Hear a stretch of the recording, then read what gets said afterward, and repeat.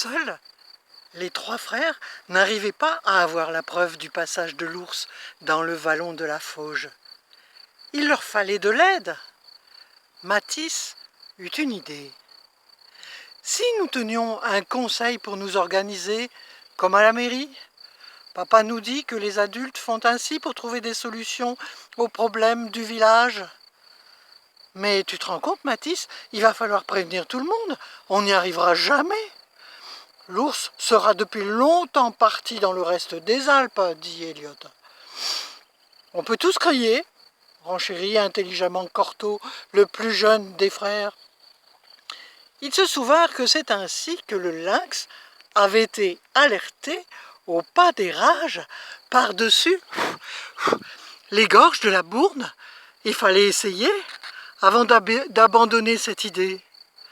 Demandons à Calou, Shepper et Paco ce qu'ils en pensent, dit Mathis. Nous verrons bien ce que pensent nos doudous.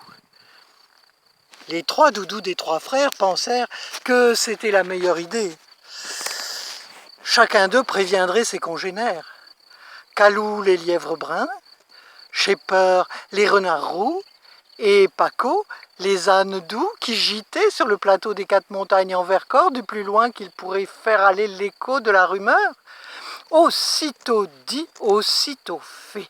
Les tam-tams retentirent. Ce furent des braiements, des jappements, de petits cris de toutes parts dans le torrent, à la cime des arbres, dans les prés, dans les fourrés. Chacun avertissait le frère, l'oncle, le cousin, le neveu. Avez-vous vu l'ours brun? Avez-vous vu l'ours brun? Avez-vous vu l'ours brun? Tous frémirent à l'idée d'en voir un. Il était leur prédateur l'hiver, quand la nourriture des arbres manquait. Plus ils s'approchaient de lui, plus celui-ci sentirait leur odeur et les chasserait. Mais Mathis, l'aîné des trois frères, insistait. Le grand cerf noir opinait du chef. Il préviendrait les chamois du cornafion. Eux verraient du plus haut la silhouette de l'ours, si vraiment il existait, car les prés là-haut sont déserts.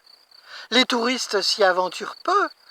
On pouvait essayer, dirent les doudous. On pourrait, pour rendre service aux petits, et leur montrer que la création est bien organisée et qu'elle a été conçue pour subvenir aux besoins de tous, même aux besoins d'information. Paco prévint les ânes qui passaient vers l'anse en Vercors. Épaissé sur le plateau. Ce fut un concert de bramements quasi insupportable qui émut tous les habitants. Que se passait-il chez les animaux? Les renards accouraient avec les renardeaux, les lièvres bruns détalaient à proximité des maisons.